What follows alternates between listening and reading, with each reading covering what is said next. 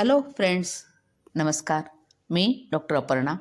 Healthy life या YouTube चॅनलवर आपणा सर्वांचं खूप खूप स्वागत. आज आपण फील गुड हार्मोन्स म्हणजेच हॅपी हार्मोन्स याबद्दल माहिती जाणून घेऊया. आपल्या शरीरामध्ये ज्या एंडोक्राईन ग्लँड्स आहेत त्या ग्रंथींद्वारे तयार होणारे जे रसायन असतात, केमिकल असतात, त्यांनाच हार्मोन्स किंवा संप्रेरक असं म्हणतात.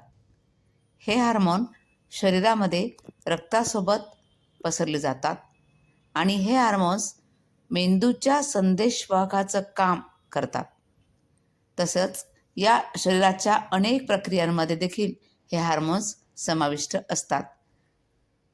मानसशास्त्राच्या अभ्यासानुसार मानवी भावभावनांचा संबंध आपल्या मेंदूमध्ये असलेल्या किंवा तयार होणाऱ्या विविध प्रकारच्या हार्मोन्सशी जोडलेला असतो.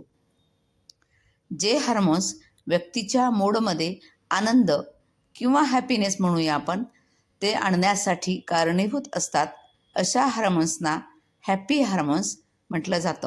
4 हार्मोन्स कोणते कोणते आहेत बरं हॅपी हार्मोन्स?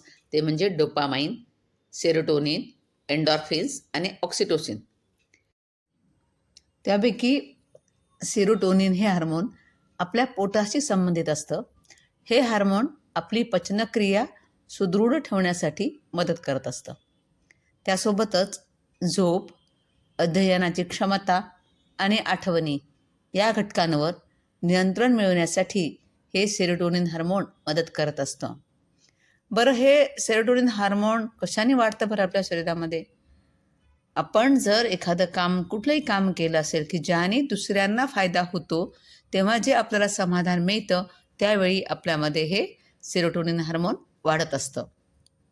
आता दुसरं हार्मोन बघूया आपण, डोपामाइन. हे हार्मोनही फार महत्त्वपूर्ण भूमिका बजावत असतं. एखाद्याला एखादं काम पूर्ण झालं की आनंद होतो.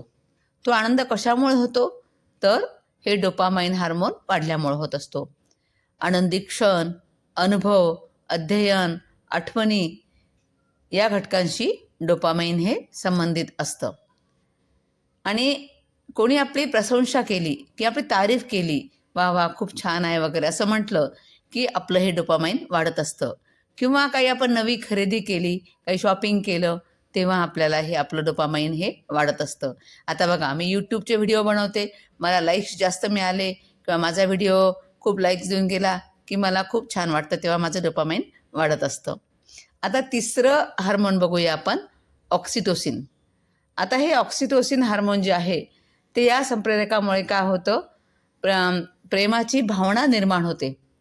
आपल्या मनात प्रेयसीबद्दल, प्रियकराबद्दल किंवा आईवडिलांबद्दल जेव्हा प्रेमाचं नातं तयार होतं, तेव्हा हे हार्मोन तयार होत असतं आणि त्यामुळे हे महत्त्वाचं हार्मोन आहे.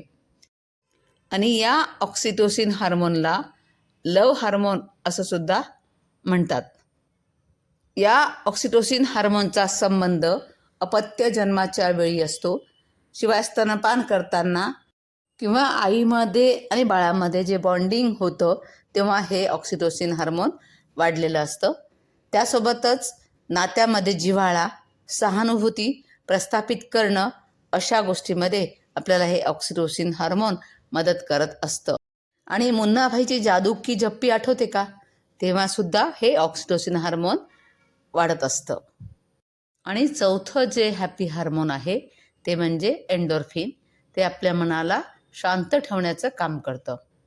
आपल्या मनामध्ये अनेकदा नाना तऱ्हेचे विचार येत असतात, तेव्हा या हार्मोनची वाढ होत असते. एंडोर्फिन हार्मोन हे आपल्या शरीराचं प्राकृतिक दुःख निवारक हार्मोन आहे. शरीरामध्ये वेदना किंवा तणाव निर्माण झाल्यावर हे हार्मोन त्यावर काम करत असतं. आणि एंडोर्फिन हार्मोनचा स्तर प्रामुख्याने जेवताना, वर्कआउट करताना आणि सेक्स करताना वाढलेला पाहायला मिळतो. आणि तुम्ही शरीराला आनंदी ठेवण्याचं काम करत असता, त्यावेळीसुद्धा हे एंडोर्फिन हार्मोन वाढत असतं. आणि मोस्टली एक्झरसाइजमुळे आणि लाफिंग, जर तुम्ही खळखळून हसत असाल, त्यावेळीसुद्धा हे एंडोर्फिन हार्मोन वाढत असतं. म्हणजे जर तुम्ही रोज एक्झरसाइज अर्धा तास जरी एक्झरसाइज केला तरी तुमचं एंडोर्फिन हार्मोन वाढणार आहे. किंवा तुम्हाला जे पाहिजे ते मिळवलं किंवा कुठे तुम्हाला प्राईज मिळालं किंवा एक गोल तुम्ही साध्य केला त्यावेळीसुद्धा तुमचं हे डोपामाइन वाढत असतं. आणि जेव्हा तुम्ही दुसऱ्यांना मदत करत असता तेव्हा समाधानाची जी आपल्या मनामध्ये समाधान प्राप्त होतं तेव्हा सेरोटोनिन वाढत असतं. आणि जेव्हा नात्यांमध्ये आपण गुंततो म्हणजे फ्रेंड्स असतील, मुलं असतील, फॅमिलीमध्ये असू आपण, त्यावेळी ऑक्सिटोसिन हार्मोन वाढत असतं. आता तुम्हाला तुमच्या मुलांमध्ये जर हॅपी हार्मोन्स वाढवायचे असतील तर एंडोर्फिन वाढण्यासाठी मुलाला रोज खेळायला पाठवा. त्यानंतर त्याला काहीतरी डोपामाइन वाढवण्यासाठी त्या मुलाला काहीतरी अचीव करायला शिकवा, काहीतरी त्याला एक गोल साध्य करायला सांगा. तिसरं, सेरोटोनिन वाढण्यासाठी मुलाला शेअरिंगची सवय लावा. आणि चौथं, तुमच्या बाळासोबत तुम्ही हग करू शकता, त्यामुळे ऑक्सिटोसिन मुलाचं वाढणार आहे. हे हॅपी हार्मोन्स जर आपल्या शरीरामध्ये चांगल्या स्थितीमध्ये असतील, चांगल्या मात्रेमध्ये असतील तर निराशा अजिबातच येत नाही आणि मग आनंदी राहिल्यामुळे इतर आजारसुद्धा आपल्याकडे फिरकत नाही. यासाठी आपल्याला हे हॅपी हार्मोन्सकडे लक्ष देणं खूप जास्त महत्त्वाचं आहे. धन्यवाद. माझा हा व्हिडिओ आपल्याला आवडला असेल तर जरूर लाईक करा, शेअर करा, कमेंट करा आणि माझं चॅनल सबस्क्राईब करायला विसरू नका. धन्यवाद.